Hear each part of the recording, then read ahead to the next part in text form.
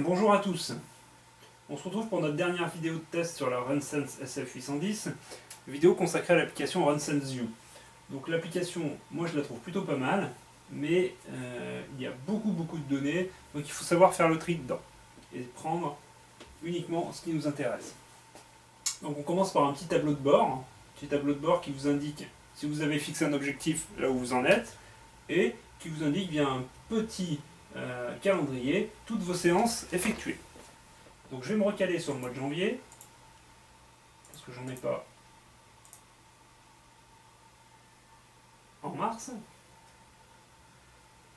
Alors, moi je m'étais fixé un petit objectif sur 8 jours, juste pour donner une idée de comment ça se passe, de 80 km. Bon, je constate que j'en ai fait 15 et que je suis à 19%. Ça, je considère ça vraiment bien dans des objectifs de course longue, où le travail foncier ça va être très important, typiquement du marathon, du trail, de l'ultra, où vraiment il va falloir que cet axe-là soit privilégié. Donc ensuite voilà le petit graphique, on peut afficher le type d'activité. Donc là on constate que là le 5 mars j'ai couru 3 fois, le 12 janvier pardon, une fois, 2 fois, et que ce sont uniquement des activités de course à pied. Donc là j'ai des petites médailles là, histoire de montrer un petit peu, histoire de me flatter un petit peu en disant que j'ai couru 1h45 le plus longtemps et j'ai fait 15 km, et qu'au mieux j'étais à 2,49 au kilo. Ce qui est intéressant, c'est que si je descends un petit peu, en ayant sélectionné une date, je vais avoir le détail de ce qui s'est passé ce jour-là. Donc je vais me prendre la séance du 19 janvier, donc je clique dessus tout bêtement, et donc là j'ai couru 2 fois, donc un petit peu plus bas il me propose le détail de ces 2 séances, avec un petit résumé rapide, notamment sur le contenu de la séance. Donc ce petit graphique là nous indique que c'était une séance de fractionné.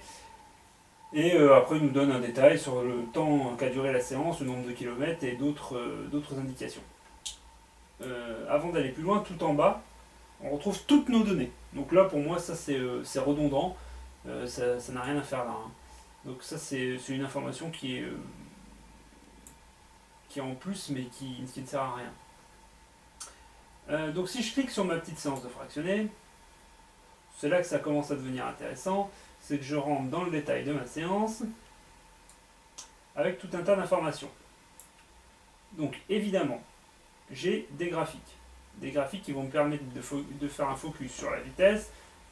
Bon, l'altitude sur une séance de fractionné c'est pas très représentatif, mais la fréquence cardiaque peut être intéressante. Donc là voilà, je peux superposer ma vitesse et ma fréquence cardiaque moyenne. Typiquement ça va me permettre de regarder si je constate une dérive cardiaque. C'est-à-dire que plus les séries de fractionnés avancent, plus mon cœur a tendance à moins redescendre, et plus je suis dans le dur. Donc ça c'est intéressant à constater. Donc après on a l'espacement et les foulées. Bon, là moi ça m'intéresse moins. Après je vais pouvoir avoir un petit graphique de fréquence cardiaque qui va me permettre de constater que dans la majorité de mon temps j'étais en zone 4, donc dans une zone plutôt cohérente avec ce que j'étais en train de faire. Donc je peux choisir ce graphique de l'afficher ou de ne pas l'afficher.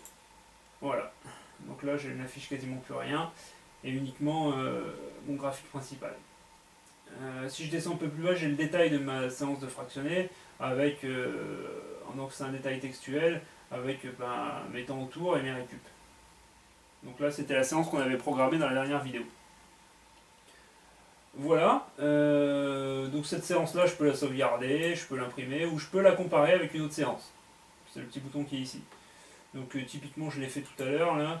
Bon ça donne... c'est intéressant, mais c'est vraiment pour pousser les statistiques. Hein. Il faudrait comparer 2 séances de fractionné identiques et regarder éventuellement la fréquence cardiaque moyenne et la vitesse moyenne. Bon, ça peut être intéressant, mais c'est vraiment pour pousser les statistiques assez loin. Donc le petit onglet objectif, c'est celui que je vous ai montré tout à l'heure. Donc c'est pour définir un nouvel objectif sur une semaine, un objectif par exemple de distance. Au-delà de tout ça, donc il y a beaucoup d'informations. Là où ça va être aussi intéressant, c'est chez quelqu'un qui voudrait perdre du poids, de travailler, de vérifier qu'il travaille bien dans une bonne zone de fréquence cardiaque sur de la longueur et qu'il fait bien ses X kilomètres par semaine. On peut associer toutes ces statistiques à un suivi de la personne en elle-même, c'est-à-dire un suivi de poids par exemple, de façon à vérifier le nombre de calories brûlées et la perte de poids. Voilà, donc je trouve qu'au final que l'application elle est assez bien foutue, elle permet de faire pas mal de choses, peut-être même trop par moment. On pourrait épurer un petit peu le design de l'application. Et proposer peut-être un mode entre guillemets expert et un mode normal. Voilà, donc c'était notre dernière vidéo de présentation de la RunSense SF810. Bon, je vous invite à lire mon petit bilan que j'ai fait il y a 2 vidéos pour donner les aspects positifs et négatifs de la montre. Voilà, merci à tous et à bientôt.